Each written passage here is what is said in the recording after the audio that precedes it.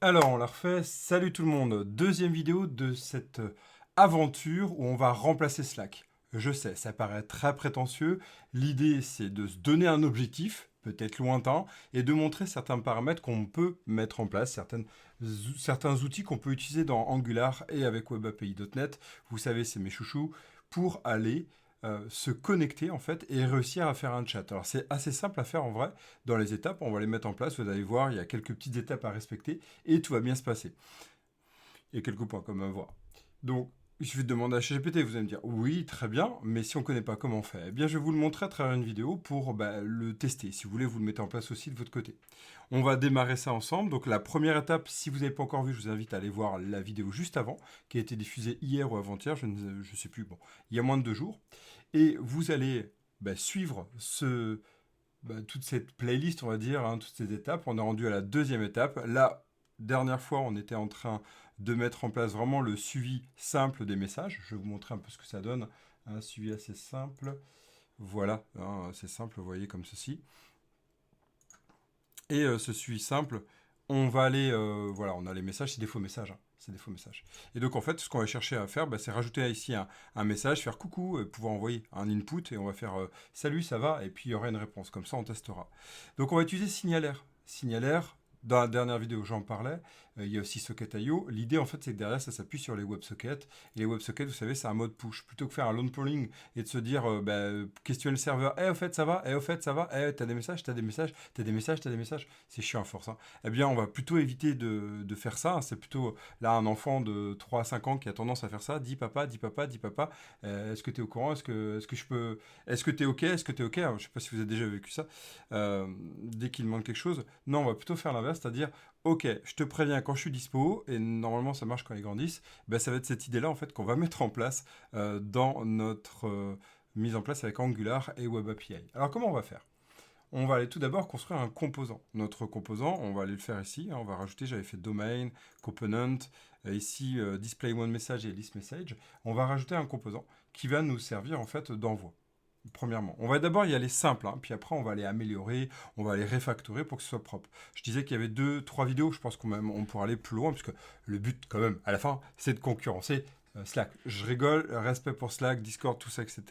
Mais ça peut être vraiment un objectif qui peut être intéressant. Et puis d'ailleurs, tout ce qu'on est en train de voir là, je pourrais le réintégrer dans tout le process qu'on est en train de mettre en place dans l'autre, vous savez, tout le projet en cours là, de développement, de suivi de prestations, etc. pour les centres de formation. Eh bien, ça va, je vais le mettre en place aussi à ce moment-là. Et donc, je pense que ça pourrait être intéressant par la suite. Donc, on y va. On va faire un ng-generate component. On va se mettre donc du coup dans domains, dans messages, et on va se mettre dans component. Et on va faire add new message. Donc, add new one. Voilà, add new one message. A new message. Ou add message, ça serait très bien aussi. Voilà, donc là on va utiliser quelque chose de simple, on va pas du tout prendre des formulaires hyper compliqués, puisqu'en fait on a juste besoin d'un texte. Encore une fois, on va chercher simple, et après on améliorera. Donc tout d'abord, on a besoin de quoi pour gérer les formulaires? Bon, on va faire un formulaire le plus simple possible, un force module. Le force module nous permet d'avoir un banana in the box. Pour ça, il vous faut quoi? Vous vous souvenez, si vous avez suivi les tutos, l'apprentissage, ou même peut-être suivi la formation que j'ai déjà donnée autour d'Angular, les fondamentaux, eh bien vous allez prendre donc du coup un message, on va prendre un message, mais moi ce que je vais faire c'est que je vais l'améliorer un peu, puisque en fait on a notre message. Hein, on a ici notre message avec un ID, avec un author, avec un date and content. Donc ici, on va pouvoir commencer à travailler ça. Alors comment on va faire? Est-ce qu'on a besoin de l'ID? L'ID, en fait, on n'a pas vraiment besoin pour l'instant, puisque on ne le connaît pas, puisqu'il va être enregistré du côté base de données. Donc l'ID, il n'est pas bon. On avait créé un où c'est quand on reçoit du retour de la base de données, donc de notre Web API, et que tout est OK. Donc ce que je vous propose ici, c'est qu'on va créer un type, hein, ici, un type qu'on va appeler add new message, export type new message, et on va faire un omit de message. Et on va dire, ok, ça serait bien de l'ID, voilà. Et du coup, en fait, mon new message, qu'est-ce qu'il va me proposer? Author, date et content. Ça, c'est une bonne technique pour construire des types à partir d'autres types.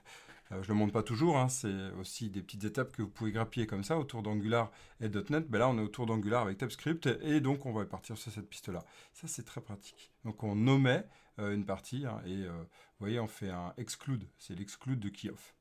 Ok, ça c'est très pratique. Ok, donc là, on va partir sur cette piste-là. Et puis après, donc du coup, l'idée, c'est de prendre ce new message. Donc c'est un nouveau type qu'on a construit. Et là, de proposer un type comme ceci. Donc on y va. On va construire un message de type signal, là. Et on va dire que c'est un new message. Ce new message, on le récupère de modèle. Donc là, toujours pareil, comme je disais, la bonne technique, c'est d'initialiser, d'avoir un système qui initialise. Donc là, on peut le mettre juste après. Moi, je vous invite à le mettre là ou même dans un fichier à côté que vous pourriez appeler initial constant ou initial values. Et là, ou même créer une fabrique qui permet de le construire. Donc là, on va pas faire de fabrique puisqu'on a juste un message. On va faire un export const default value ou unit value, un default value, default message de type new message. Et là, on va faire un new, n'importe quoi, comme ceci, un auteur. Donc là, on va le construire. On n'a pas l'ID, on n'a pas d'ID pour l'instant, donc on va mettre 0. On verra après parce qu'il y a beaucoup de choses à faire. Une fois que je suis connecté, il faut que je récupère mon ID. Vous voyez, l'idée, ça va être dans le groupe suivant. Il y a plein de choses à gérer là-dessus. Si vous avez travaillé sur Slack ou Discord, vous voyez très bien de quoi je veux parler. Ici, on va mettre un content HN vide et la date, par contre, on peut mettre un new date, même si ça pourrait changer par la suite. Ok, c'est toujours discutable cette partie-là, puisqu'en fait, en soi, on pourrait l'améliorer. Très bien, on va passer sur ce default message, contrôle point virgule, impeccable, et en fait, il n'y a même plus besoin de faire ça, puisqu'en fait, il va prendre la valeur, et donc mon message a bien le new message. Top, ça c'est cool. Ok, deuxième point, on va retourner ici du côté visuel et on va les construire ensemble, donc du coup, le visuel. Pour ça, on va aller chercher du matériel. On va aller chercher du matériel, voilà, du matériel, et on va chercher mon input, input simple. Et on va prendre un input voilà, le plus simple possible. Ici, on a cet input qui peut être sympa. L'email avec l'obligatoire, voilà. J'aime bien cette idée-là. Donc on va essayer de faire un mix des deux. Donc R2D2, toujours pareil, les super blagues de merde. Ok. Ok, on va prendre un mat form field et on va prendre un input de type placeholder. Voilà. Il va nous pleurer bien sûr dessus sur tout ce qu'il a récupéré, mais au moins on va déjà préparer ça. Ok, ça c'est normal, il n'y a pas de problème. Là, il va me faire un mat form field et mat label. Donc là, vu qu'il faut les deux, qu'est-ce qu'on va chercher? Vu qu'il nous faut les deux, on va chercher dans le TS, il nous faut l'import, donc le mount for field et mat input. Voilà, impeccable. On va se mettre là, on va se mettre à l'intérieur du add message et on va se mettre là. Voilà, on va importer le input et le mat for field module. Voici, yep, voici. Ça va beaucoup moins pleurer ici. Et il y a le form control, ça c'est normal parce qu'en fait, il est lié à un reactive form de base. Donc nous, c'est pas ça qu'on va chercher. Nous, c'est pas ça qu'on va chercher. Nous, on va plutôt... erreur, ça, il n'y a pas besoin. Le placeholder, on va dire exemple message. Bla miaou.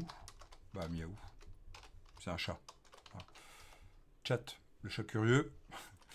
On en reparlera. Ok, texte, on va mettre un texte. Super. Et là, on va mettre ton message. Youpi. Bon, ça c'est bon, on a impeccable, ça c'est impeccable. Donc il nous reste plus que quoi? CTRL KD, je vais essayer de représenter. Non, c'est Alt Shift F ici, voilà. Ça c'est cool. Et il nous reste à rajouter un button. Mais avant ça, dans notre input, c'est un input normal en fait. On va rajouter ici un crochet parenthèse, donc input-output. C'est beaucoup plus clair que séparer tout, comme on peut voir comme conseil de l'ancien temps. Non, en fait, du crochet parenthèse, c'est beaucoup plus simple à gérer. Vous n'avez pas besoin de gérer comme ça les deux, l'input et l'output. C'est le but de cette création. Franchement, c'est pas compliqué à... Il y a juste à utiliser ça pour moi. Pas compliqué. Quand on connaît pas, c'est sûr que c'est un peu plus compliqué. Mais une fois qu'on a compris, voilà. Ça, c'est simple. Mais ce qui est génial, en fait, avec ce NG model, vous avez vu, il est capable de reconnaître un signal. Il n'y a pas besoin de mettre des parenthèses. Vu que c'est un writable signal, il est capable de le reprendre. Alors que normalement, en fait, vous vous souvenez, ici, quand on est du côté template, il utilise la partie read-only du signal. Et là, il s'avère qu'on peut le passer à mon NG model. Donc ça, c'est très puissant, parce qu'il va faire le set tout seul. Et ça, c'est cool. Ok, donc là, on est bien. Il ne reste plus qu'à gérer un send message de type void, il n'y a pas besoin d'avoir plus d'informations. Voilà, on est à la première étape, vous allez voir, on va avancer. Ça, c'est la première étape pour juste avoir le visuel. Ok, donc qu'est-ce qu'on va faire ici? On va aller se connecter à Signalaire. Donc, On préparera ça par la suite. Deuxième point, il nous faut un button. Il nous faut un button, donc on va chercher un button. Voilà, on va prendre un button simple dans l'exemple. Un petit send. Send, ce sera bien ça. Après, on pourra mettre une icône. Voilà, on va pas s'embêter. On va prendre juste un bouton simple basique. Raise, voilà, tout. C'est joli ça. Ça, c'est joli. Ça a discuté, toujours pareil, les goûts et les couleurs. Ok, on se met là. On prend mon button. Là. Et un mode button simple, basique, le plus simple. Un raise button, ça sera très bien. Ok, donc là, on va se mettre à cet endroit. On verra si on a besoin de le mettre à côté. Pareil, ça c'est du visuel, c'est de l'ergonomie, c'est hyper important. Mais l'idée, c'est qu'on ne va pas se prendre la tête à cette étape-là. Ok, là, on va faire donc envoi. Envoyer. Youpi. Donc, on a notre bouton, on va faire un clic, comme d'hab. Voilà, et on fait un send, parenthèse. Youpi, on est prêt. Voilà, première étape. Donc maintenant, on va appeler notre button. Il s'appelle DTBC, Dev to be Curious. Donc là, on y va, on va se mettre sur notre app component. Et juste en dessous, pour l'instant, on va pas faire du très joli, comme j'avais dit. On va faire un message. C'est tu. C'est tu pour le moment. D'accord? Bon, on est bien. On regarde le visuel, ce que ça donne. Sur le visuel, on a quoi? Alors, s'il veut bien se refresh. Voilà. On a ton message, object. Voilà, et c'est normal parce qu'en fait, on est en train d'afficher un message et c'est pas bon en fait dans l'idée. C'est que là, avec ce système que je propose, il faut pouvoir binder. Alors, on voit ici, on bind le message, et on va plutôt binder le message.content. Ok, le message.content. Alors ça marche, cette idée-là, ça va être intéressant. Sinon, on prendra juste une string, puis après, on construira l'objet. On va aller voir ça. On va tester, on va s'amuser un peu. Voilà ton message, blablabla, et c'est bon. Ok. Donc là, pour tester, voir si ça affiche bien, on va déjà faire un console.writeLine. Ça, c'est du côté. On va faire ici un console.info de this. On me demande souvent pourquoi le info, c'est que le console log, souvent, il y a beaucoup trop d'infos qui sont mis dans le console log. Donc moi, le info, je sais que j'ai moins à regarder. C'est juste ça, c'est beaucoup plus simple. Voilà ça, et on fait un message et on fait content. On va voir si le bind bien. Voilà. Faites toujours des tests simples avant de continuer. Voilà, on a bien le TR, on fait on a bien mis ça. Donc ça c'est impeccable.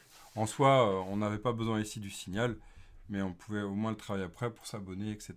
On en reparlera par la suite. Ok, là ici c'est pas ce qui est le plus pertinent. Très bien, on continue. Qu'est-ce qu'il y a à voir maintenant? Eh bien, maintenant, c'est pas très joli, vous avez vu, il y a encore beaucoup à améliorer du côté visuel. On utilise des présentations qui sont là, mais on peut vraiment améliorer ça. Puis lui, de toute façon, il faudra le mettre à droite, etc. Donc, bon. Soit. Donc, ici, c'est que du visuel. Déjà, on a quelque chose qui ressemble à quelque chose. Très bien. Maintenant, en fait, ce qu'on va aller faire, c'est qu'on va aller construire notre hub. Donc pour ça, on va aller construire. Donc il faut que je regarde où je suis. Donc déjà, on va pouvoir faire ça. Fit prepare component to send one messages.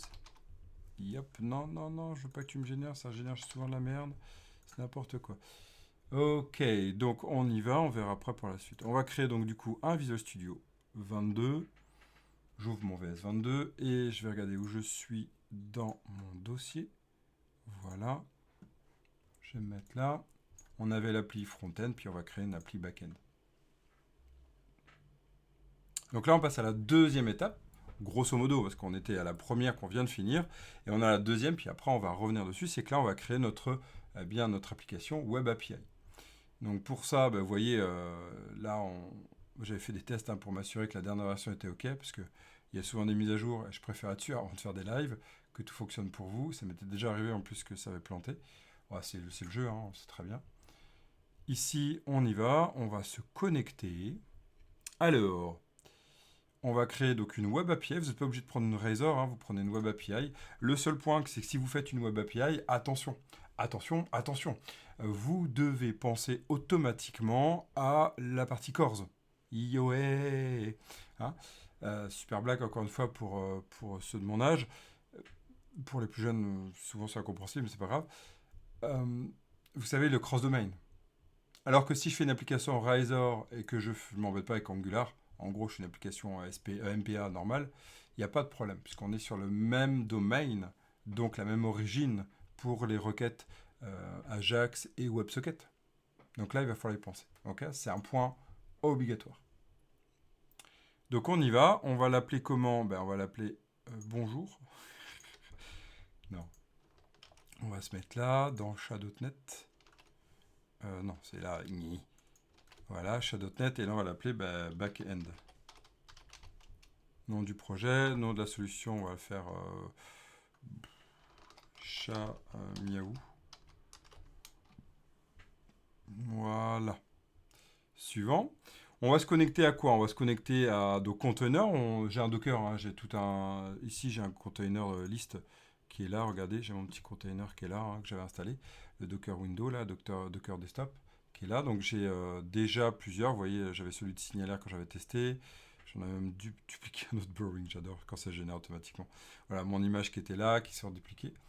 Vous voyez, donc là, on va les arrêter d'ailleurs pour pas que ça me pète sur les ports. Je vais pas faire de blague là-dessus. Et on va comment reprendre ça. Il va me générer un Docker file par un point .SDK. On va pas se mettre dedans, c'est très bien. On n'utilise pas des contrôleurs, on va utiliser le Minimal API. C'est très bien, c'est super. On pourrait brancher ça. Je ne l'ai pas encore montré ça. Ça sera dans une prochaine étape. J'ai encore plein de choses à découvrir là-dessus. Ça fait un moment. J'avais testé une seule fois Aspire, puis je n'étais pas allé très loin. Ok, on attend que ça se crée. Et là, on va créer du coup mon signalaire avec mon hub. Pour ça, attention, petit piège, Signalaire est déjà inclus dans le namespace dans votre projet Web API, mais ça ne fonctionnera pas. Il faut vraiment vous assurer que vous ayez la DLL, ce qui paraît évident, hein, je dirais. Sinon, ça plunt. Il y a un deuxième point à prendre en compte que vous verrez par la suite, qui n'est pas dit dans la doc officielle, c'est qu'il y a deux approches de l'envoi. Il y a le send et le invoke, c'est à peu près la même chose. Le send, il est silencieux. S'il y a des erreurs en fait dans l'encodage, c'est-à-dire si vous envoyez des numbers alors que ça tourne des strings, ça a planté. L'invoke vous permet au moins d'avoir l'information. C'est le genre de choses qui sont un peu chiantes quand on ne le sait pas. Ok, donc là dans notre premier point, eh bien, on va aller dans les dépendances. Ici, ajouter, non pas référence de projet, on va aller sur les NuGate. Voilà, ok. Et là on va aller sur parcourir. On va mettre donc signe ALR. Voilà, on va prendre le signal R ASP.NET Core. Ah, c'est celui-ci. Chaque fois, il y a le doute entre les deux. Ouais, chaque fois, c'est l'un ou l'autre. Hein. Là, c'est le core de. Et là, c'est le component for provider. La dernière fois, comme il l'avait installé, il avait trop tout seul. Alors, attendez. Je vais reprendre. Il m'avait dit lequel, ce coco. Voilà. Ouais, l'un des deux, c'est le même. Bon, on va prendre celui-là, puis au pire des cas, on ira prendre le 2. Ça, je crois que c'est une partie de l'autre. Hein. Vous voyez ici, on est sur... Ouais, c'est ça, il y en a une qui rajoute juste un peu plus de dépendance. Ok, on va installer celle-là. Vous voyez qu'on est toujours à 1.2.0. Bon, là, ce qui est bien, il a fait gestion de cache, vu que j'ai déjà installé, il l'a retrouvé. Ça, c'est pratique. Ok, ça, c'est bon. Premier point. Deuxième point, on va installer le cores. Hein. On va installer les cores, parce qu'il y en a besoin, il y en a vraiment besoin, sinon ça ne fonctionnera pas. Et donc là, on va chercher les cores. Ok. Donc on va prendre l'ASP.NET Cores. Très bien. Pareil, là, il a retrouvé, j'accepte. Ah, il me dit quoi sur les installés? Les cores, il me dit quoi? Alors, hop. Il me dit qu'il y en a certains qu'il faudra mettre à jour. Ah, c'est la mise à jour, parce qu'il y a des vulnérabilités en fait sur celle-là. Ok, ça c'est pas grave. C'est pas grave. Alors vous voyez qu'ici j'ai un petit problème, j'ai pas du tout de Gitignore, donc on mettra ça en place aussi juste après. Ok, on continue. Donc qu'est-ce qu'il y a maintenant à traiter ensemble? Eh bien, il y a à aller récupérer toute la partie des cores. hein. Donc là, on va le faire en deux temps. Le premier temps, en fait, c'est que ici, du côté cores, là, du côté cores, on va rajouter toute une partie de configuration. Donc le mieux, c'est de construire une policy. Donc là, je ne vais pas m'embêter, j'ai fait un copier-coller de ce que j'avais déjà préparé. Ça fait gagner du temps sur cette partie-là, puis ça se retrouve tellement facilement, cette partie-là.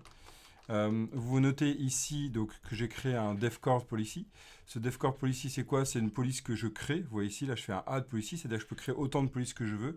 C'est vachement pratique parce qu'en fait, ces règles, ben, on va figer via cette clé devcore policy. On va la figer, c'est-à-dire toutes ces règles-là, elles sont figées pour le devcore policy, donc cette clé-là. Et donc, en fait, après, à chaque fois que je vais utiliser mes maps, je vais pouvoir lui rajouter ici, avec des with, je vais pouvoir lui rajouter. Et je vais pouvoir après aller travailler toute cette partie-là. Donc ça, on en parlera par la suite, parce que c'est pas du tout le sujet là, mais on va pouvoir lui donner des règles par requêtage, avant c'était par contrôleur. Et ça, c'est assez pratique. De base, moi, ce que je ne vais pas m'embêter, c'est que je vais le mettre de manière globale, et après, on peut aller le spécifier par contrôleur et par, en fait, requête. Donc ça, c'est aussi un truc pratique. Là, ici, ce que je dis, c'est quoi? Quand on lit le système, on dit que donc l'origine, vous voyez ici, c'est ma requête Angular. Attention, là, c'est du dev, c'est pas bon du tout. Je vous ai dit, on y va étape par étape, hein. Donc ne reproduisez pas ça, bien sûr, en production. Si on livre ça en prod, bah là, on est fichu, hein. C'est QFD, mais bon, il y en a qui pensent pas. C'est un peu comme des URL localhost de requêtes à la base de données. C'est pareil, hein. Qui n'a pas fait déjà cette erreur? On l'apprend assez rapidement. Donc là, c'est pareil. C'est juste pour les tests. Le 4200, ça ressemble beaucoup à Angular. Bah oui, c'est bien notre requête Angular en fait qui va arriver. Notre requête vers la WebSocket. Donc du coup, c'est vraiment cette demande-là. On voit qu'il y a any header, any method, any hello credential. Je veux dire, c'est any. Hein. Attention sur ça. On pourrait même faire d'ailleurs hello any origin, mais je le déconseille sur ces Web API. Et après, en fait, ça va permettre comme ça de figer cette Web API sur cette partie que pour la connexion Angular. Comme ça, au moins, vous êtes sûr que les autres ne pourront pas requêter. C'est un point qui est vraiment bien à prendre en compte. Ok, là, on a préparé donc, du coup, la partie service, injection de dépendance. Et le deuxième point, en fait, on va dire, écoute, le CORS, on va l'utiliser. Ok, donc là, vous vous mettez avec votre app, et là, vous faites app.useCORS. Et là, vous les avez, et ce useCORS, vous l'avez récupéré, donc du coup, ce policy, hein, vous pouvez dire, ok, j'utilise celle-là de base. Hein, c'est celle-là de base. D'accord? Donc ça, c'est la première étape si vous voulez que ça fonctionne dans une application Angular vers une application Web API. En plus, en localhost, sinon c'est un peu compliqué. Ça ne fonctionne pas toujours. Très bien, ça c'est le premier point. Le deuxième point, on va créer un hub. On va créer un hub ici. Donc on va faire ajouter, on va faire nouveau dossier, on va pouvoir faire, souvent c'est mis dans le dossier hub. Ça c'est à vous de voir, c'est de l'orga. Là on est encore en POC, on pourra refactorer après. On a un peu une approche TDD, vous voyez l'idée, hein, c'est qu'on y va itérativement. D'abord on fait simple, pas toujours propre, et puis on va construire après. J'ai pas mis les tests unitaires, blablabla, mais là l'idée c'est juste de montrer comment faire. Je vous rappelle l'objectif aussi, hein, c'est pas que de concurrencer Slack ou Discord, non, ou de Caramel dans l'ancien temps. Non, c'est de se dire, ok, comment on pourrait faire avec des observables? Comment on peut profiter de l'observable pour faire ce système-là?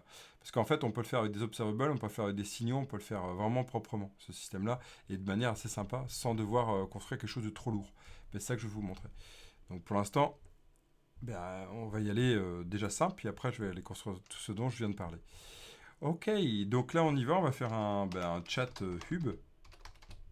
Le hub aussi, c'est donc une URL donnée. Hein, chaque hub a une URL donnée. Ok. Donc là, vous pouvez même mettre un hub spécifique avec des règles différentes pour valider des messages précis. Bref, il y a plein de choses. Là, on va y aller vraiment au plus simple. Hein, on va y aller au plus simple. Ce que vous trouvez d'ailleurs sur Internet la plupart du temps. Et là, on va faire un public methods. Et donc, on va faire un public async. Là, c'est très important. Le point clé à noter ici, c'est quoi? C'est que le nom de la méthode que je mets là, le nom de la méthode, c'est un nom, c'est une string, c'est une clé qui va être retrouvée du côté client. C'est celle-là que je vais appeler, en fait. Hein. C'est comme un événement, en fait, si vous voulez. Si vous avez déjà fait tout ce qui va être du médiataire, c'est exactement pareil. Sauf que là, on utilise des classes request. Là, en fait, on va pas utiliser une classe qui va représenter. On va utiliser cette clé qui est ici. En fait, la clé, c'est celle-là. C'est cette clé-là, en fait, qu'on retrouve du côté client. C'est mappé comme une clé, en fait, de WebSocket. Donc ça, c'est le point. Les informations que vous mettez à l'intérieur, très important, très très important. Ici, je mets un utilisateur avec un message pour enregistrer en base de données, par exemple. Le type qui est marqué là, attention, hein, le type qui est marqué là, c'est hyper important de respecter le typage du côté envoi client. C'est-à-dire que si vous envoyez vous attendez des strings, faut que du côté envoi, il faut bien que ça soit une string, il ne faut pas que ça soit un entier, par exemple. Sinon, en fait, il y a un mappage, il y a, vous savez, c'est du binding automatique, ça va planter. Donc, c'est un point qui est clé. Si vous attendez des strings, envoyez des strings. OK. Et donc là, on va faire un await et on va faire donc du coup, on va utiliser, vu qu'on est dans un web, un hub, on va utiliser ici un client. Et donc là, on va aller envoyer. Alors là, c'est quoi? On va envoyer en fait ce qu'on appelle du broadcast. Quand on est dans un système de chat, c'est quoi? Moi, quand j'écris, j'envoie à toutes les personnes. Moi, quand j'écris le message, j'envoie à tout le monde, moi y compris, parce que je veux voir afficher mon message. Et donc, plutôt que l'écrire, bah, ce que je vais faire, c'est que on en discutera aussi de ces approches-là. Mais de base, en fait, on va envoyer le message au serveur. Le serveur va le réceptionner, il va le broadcaster à tout le monde. Ça, c'est la base d'un chat. OK. Par contre, après, bah, on va aller travailler pour éviter de broadcaster à tout le monde. Par exemple, on va broadcaster qu'à certaines personnes, qu'à certains groupes. Hein, c'est cette idée-là. Ce qui se passe sur Slack, ce qui se passe sur Discord. On va avoir des channels, grosso modo. Hein, c'est ça. Et des sous-channels. Bah, ça va être cette idée-là qu'on va aller construire par la suite. Mais de base, c'est celle-là. Donc là, on va faire un send async. Et là, qu'est-ce qu'on peut faire? Ben, on va aller envoyer. Ce send async, c'est quoi? Eh bien, on va dire, OK, j'ai reçu ce message. Et ça, c'est exactement pareil. Là, c'est une clé. C'est une clé qu'on peut s'abonner. Ça va être un on. Hein, ça va être un on. C'est vraiment exactement, si vous avez déjà fait du NGRX, c'est le même principe. Hein. On sur ma clé. C'était ce qu'il y avait même avant. C'est le même principe. Vous voyez ça comme une action, en fait. Hein. C'est vraiment le pattern observer, hein, avec la possibilité de s'abonner dessus. Et donc là, on va envoyer les messages qui nous intéressent. Ça s'avère que ce sont les mêmes messages. Pour l'instant, on envoie du string. Demain, on enverra des objets. Hein, c'est vraiment y aller itérativement. Ok, ben voilà, on a fini. Que ça. Ouais, que ça. Donc là, on va envoyer un Docker, on va le tester hein, juste pour voir. Normalement, il va me dire, écoute, ma clé est bonne ou pas. Vulnérabilité, ouais, bah ça c'est ok, c'est normal. La version où l'on est, il y a de la vulnérabilité. Ok, donc là, on a fini sur cette étape-là. On a fait tout ce qu'il fallait. Ah non, on n'a pas fini. En fait, il nous reste une étape qu'on n'a pas faite. On va arrêter ça tout de suite. Bon, là, il est en train de build de l'image, etc. Si on regarde le Docker Compose, allez, arrête de faire dodo. Je vous remontre, hein, si vous regardez le Docker Compose, c'est toujours sympa à voir ça. Docker file, hein, pas compose, pardon, Docker file. Regardez, ici, on voit bien qu'il est en train de tout builder. Il prend l'ASP.NET 8, puisque je suis resté en .NET 8, je vais passer en .NET 9 comme je vous disais.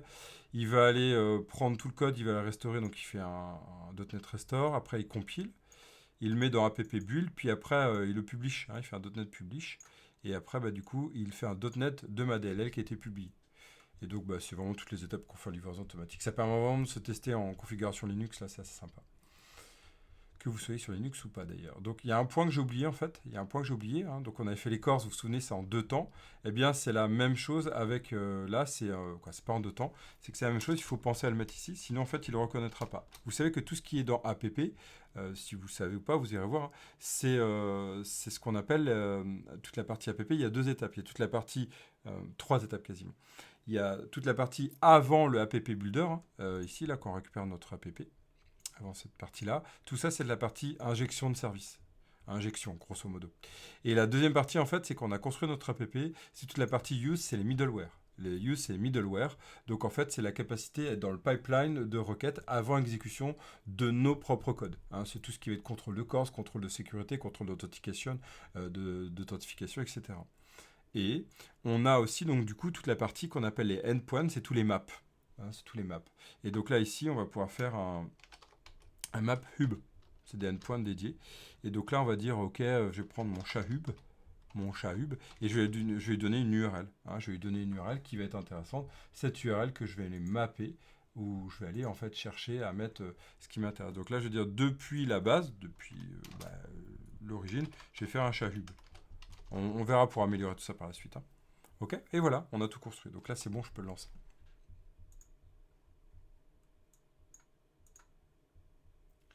Voilà, donc là, on avance bien. Et petit changement de couleur. Tiens, je pourrais ça. Ok, j'essaie de voir si je peux le changer. Mi propriété.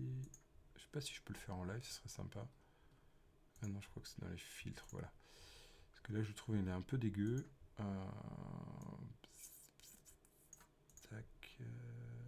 sélectionner la couleur. Ok. Voilà, c'était un peu mieux. Hein. Voilà. Ok. Voilà, c'est mieux. Voilà, mon Swagger actualisé. Alors, qu'est-ce qu'il a pleuré? Ah, tu t'es arrêté, Coco. Pourquoi tu t'es arrêté? Ah, ok. Bon, pire, si le Docker fonctionne pas pour la session live, je l'enlèverai, hein, c'est pas grave. Ok. C'est peut-être parce que j'ai arrêté maintenant, parce que là, on voit bien qu'il y a mon Docker qui est là. Ok. Hop. Elle m'a dit quoi? Enable to require, please. Ah oui, bah oui, j'ai oublié mon add signalaire. Voilà, c'est exactement ce que je disais, je papote et puis voilà, j'ai oublié de le faire.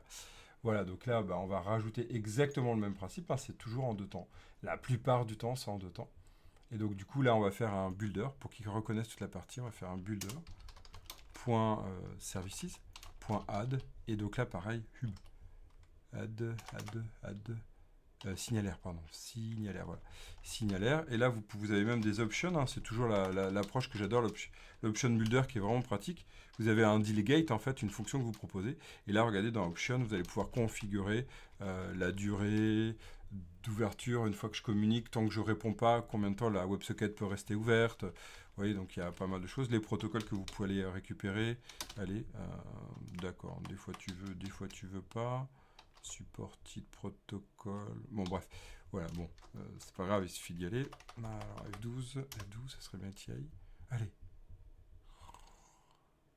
Voilà, on a notre liste de strings, mais bon, on peut les récupérer. Tout à l'heure, il me les proposait, c'est pas. C'est pas sympa, là. Bon, c'est pas grave. Ok, donc voilà, vous avez la possibilité de configurer là. Hein. Si vous avez rien configuré, faites-le comme ça par défaut. Yes, donc là, on est bon. Ah bah tiens, ça a encore rechangé les fils. Bon. Fut. Ah bah oui, là, oh, on voit tout. Voilà. Ok. Pourtant, je change pas de luminosité. C'est toujours ma lumière qui est connectée, quoi, qui est envoyée. C'est pas grave. Donc là, on peut lancer enfin. Voilà, on est à une demi-heure, on va quasiment arriver. Hein. Le but, c'est qu'on arrive à faire notre message et qu'il s'affiche. À la fin de cette vidéo, vraiment, c'est un objectif, c'est de voir les messages apparaître. Alors, pas le message complet, parce que ça, j'ai d'autres choses à faire. Ça sera la troisième vidéo, du coup. Non, l'idée, ça va être simplement de le voir dans la console. Donc là, regardez, on a bien notre Swagger qui est là. C'est impeccable. Et on ne voit pas le message, mais on voit bien qu'on a le port qui est 49.155. OK? Donc ça, on va le laisser de côté. Voilà, on laisse tourner, c'est super. Voilà, on a réussi. Donc vous voyez, c'est pas très compliqué la base, j'entends. S'il y a plus compliqué, après, c'est à vous de voir. Mais je trouve ça pas très très compliqué. Donc là, l'idée, c'est qu'on peut aller travailler là-dessus. OK. Vous me direz bien sûr ce que vous en pensez dans le travail. Après, c'est plus compliqué, c'est quand on va aller paramétrer les hubs, on peut séparer les hubs, etc. Donc ça, c'est une autre histoire. Très bien, donc on a notre send. Maintenant, la deuxième étape, c'est quoi? Il faut aller suivre la doc. Hein. Read the fucking manual, comme on dit toujours. C'est quoi? C'est que... Alors, je vais essayer de le récupérer dans les liens. C'est pas ici. Voilà, c'est ça. On va retourner ici. Alors attention, il y a des choses qui ne sont pas toujours bien dites là-dedans. On va les récupérer en fait. On est sur signalaire avec TypeScript. Nous ici, on est déjà dans TypeScript avec Angular, donc il n'y a pas besoin de tout suivre à ce qu'ils proposent. Ça, c'est du blas. Hein. Après, ils utilisent Webpack. On voit que c'est assez ancien, ils ne sont pas mis à jour. Webpack, c'est un peu désuet maintenant, même si en soi, ça fonctionne toujours bien. Hein. Nous, ce qu'on va aller chercher en fait, c'est aller vérifier un point. C'est quoi? Alors ça, on avait installé. Alors là, il parlait de signaler Webpack Hub. C'est pas ça qui nous intéresse. Ah oui, c'était la connexion, d'accord. Il est où le coco? Il est où le coco? Pourtant j'avais... Bon. Il est où le coco qu'il avait dit? Ah non, ça va être beaucoup plus haut. Voilà. Ah voilà, c'est ça. Il nous dit quoi? Non, il est pas sympa. Hein. C'est que j'ai un peu vite.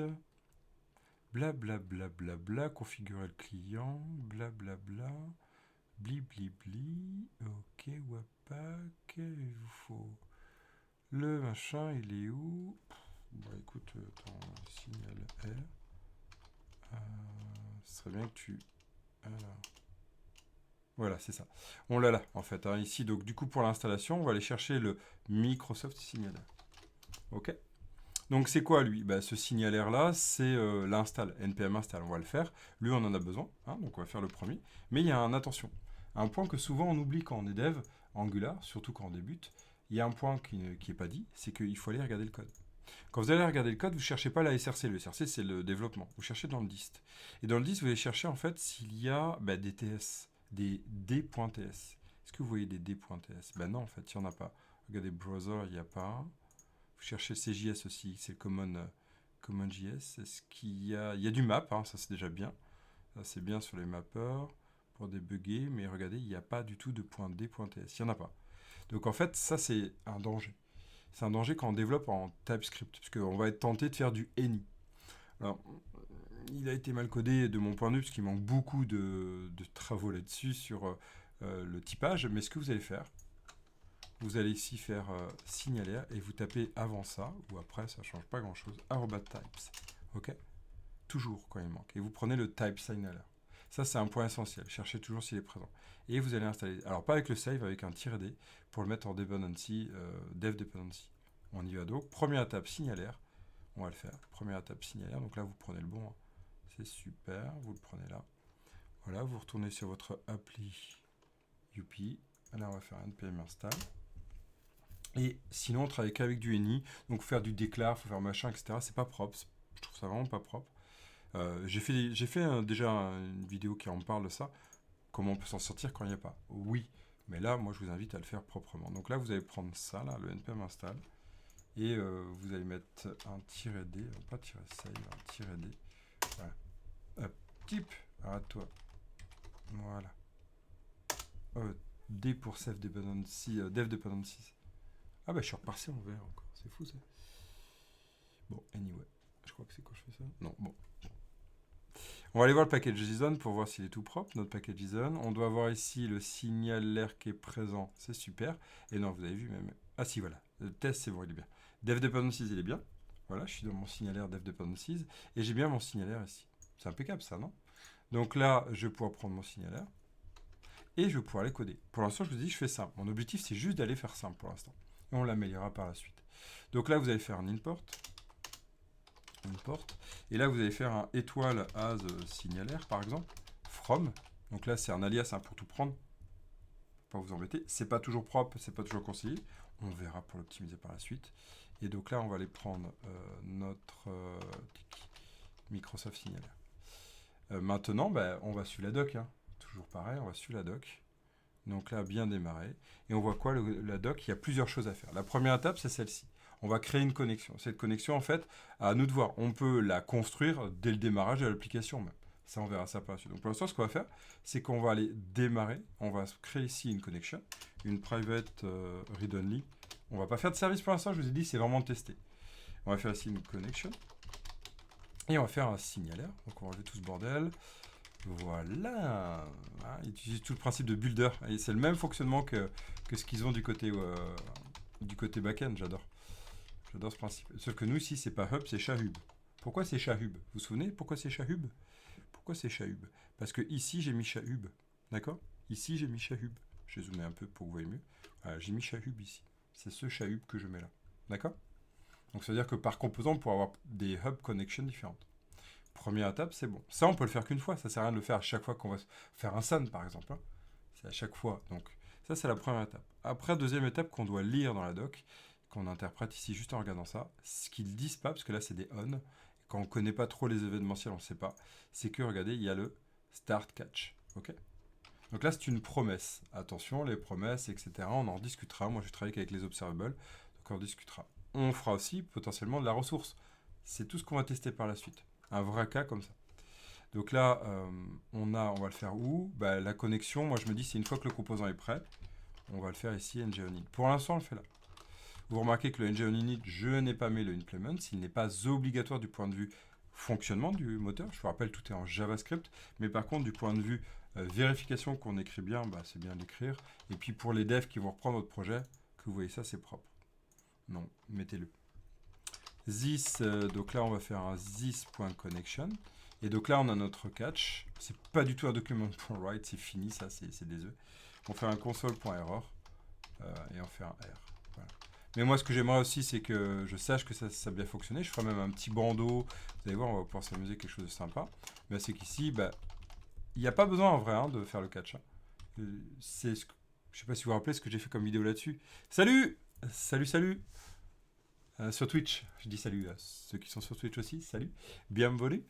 On a plein dev sur la partie client pour se connecter à notre hub signalaire.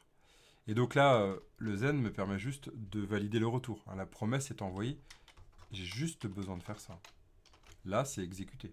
C'est pas comme une observable, vous vous souvenez, où le point subscribe déclenche. Là, le start, ça y est, c'est déclenché. D'où l'idée de faire très attention à savoir quand déclencher ce start. Mon Zen permet juste d'avoir le retour, que tout est OK. C'est tout.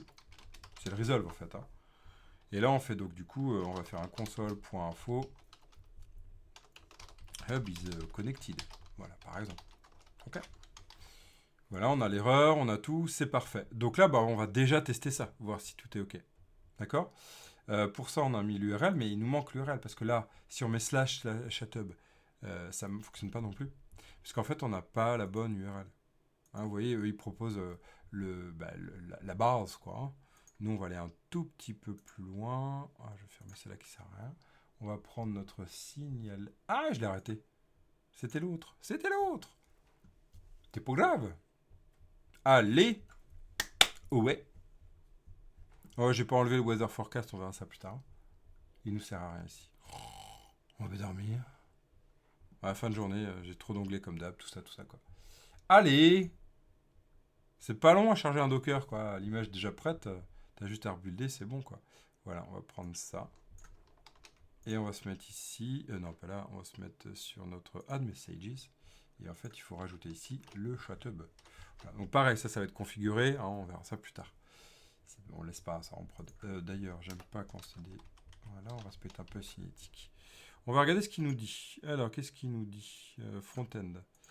Alors, on va faire F5. On a 4 infos. Ouais, on a réussi première étape. On a réussi. Hein, Couillère, on est connecté. Ok, maintenant, qu'est-ce qu'il nous reste à faire? Ben, envoyer. Hein, envoyer le message. C'est-à-dire que là, c'est toujours le client qui initie la demande. Là, c'est toujours pareil. C'est le protocole HTTP qui fait ça. J'initie ma WebSocket et le serveur m'a dit c'est bon, je te connais maintenant. Et voilà même, tu as un ID en fait, c'est géré par là, tu as un ID. Ok, donc on peut avoir un ID, ça c'est cool. D'ailleurs, petite info, le item ici sert à rien. On n'a pas de données. En fait, c'est juste pour savoir que tout est ok. Très bien. Donc maintenant, on regarde le tutoriel et il nous reste 2 informations à gérer. Le message received et le new message. Vous remarquez ici, new message. C'est quoi ce new message? Vous vous souvenez, c'est ce que j'ai parlé comme clé. Ici, on va remettre sur notre cher ami Chamiaou et regardez, dans notre hub, là, on a new message. On va juste respecter que c'est en camel case avec une première en minuscule. Hein, c'est vraiment cette idée-là. Donc, c'est ça qu'on va utiliser à cet endroit-là. Donc là, on va faire quoi? Send. Eh bien, on va faire this.connection, new message. Là, notre username, on va dire qui? On va inventer un username, on va faire Evan, c'est pas grave, hein.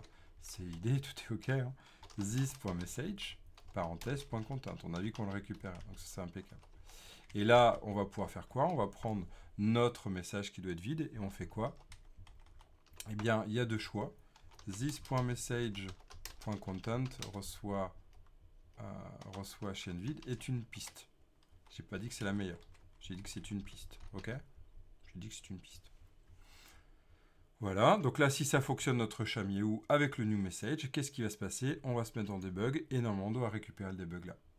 Donc si on a gagné ça, on a tout bon. On va tester tout de suite. On se met sur notre front-end. On fait blablabla, envoyer. Et regardez, on arrive juste le temps qu'il se réalise. Voilà. Donc il y a bien Evan qui arrive. Et là, il y a bien message. C'est bon. J'ai envoyé 2 strings. Je les ai bien encodés en tant que string. Donc ça ne plante pas. Faites bien attention. Si vous envoyez un entier classé attendu d'une string, ça plante. Ça ne dit rien d'ailleurs avec le SAN. OK? Et voilà, on a gagné, on a envoyé le message. Très bien. Maintenant, il nous reste une dernière étape. C'est quoi? Eh bien, c'est ce qui est écrit d'ailleurs dans mon component, dans mon Chamiaou, c'est que j'envoie message received, ok, avec 2 paramètres. Donc, c'est-à-dire qu'ici, je vais aller construire pour l'instant, encore une fois, on est dans une approche simple, c'est pas très propre, on utilise des promesses alors qu'on va utiliser des observables, on en discutera ça, vous allez voir. Hein, c'est qu'on va faire une observable là-dessus. comment? Ben, vous allez voir, hein, ça va être assez simple. Je vais le faire de deux façons possibles. Soit le from, soit faire une observable réelle. Il y a plusieurs pistes. On en discutera aussi dans la prochaine vidéo. Hein. On arrive à la fin de cette session-là. Donc là, qu'est-ce qu'on va faire? Eh bien, ici, dans notre init, toujours pareil pour être sûr que le composant est bien chargé. On va aller, donc le start, hein, ça se pose la question si on le fera là, on le fera peut-être. Salut, salut! Je suis navré, t'arrives, content que tu viennes, hein, mais juste pour te prévenir, t'arrives vers la fin de la session là. Il ne reste plus qu'une étape et on aura terminé. Mais c'est cool, là, tu pourras regarder le replay après. Et donc là, ici, qu'est-ce qu'on va faire? On va faire un on. Le on permet de s'abonner sur n'importe quel événement. Vous voyez, il est basé exactement pareil que le send, sauf que là, c'est sur les événements qu'on ne maîtrise pas, c'est pas nous qui en envoyons. Là, on est sur l'écoute. D'accord? On est sur de l'écoute. Et donc, ici, on va les mettre quoi? On va mettre virgule, on, pardon, on va faire tac. Voilà, et on exécute notre message. Alors nous, on va passer quoi? On a l'author et on a le message. Et là, on fait un console.info de... D'ailleurs, on peut même être un peu plus fou. Ah, mais c'est que je ne l'ai pas préparé. Donc pour l'instant, on va faire comme ça. On va faire un this. Non, console.info de message reçu. Et on va faire donc du coup accolade message. Non, c'est quoi? C'est ça, author. Voilà. Là, j'ai construit un objet dynamiquement avec les mêmes noms de propriétaires. Comme ça m'affiche les deux directement. Ok? On teste ça? Hey, normalement, c'est bon. Ce message received, comme je le disais tout à l'heure, c'est quoi? C'est ce que j'ai écrit dans mon chat Miaou, ici.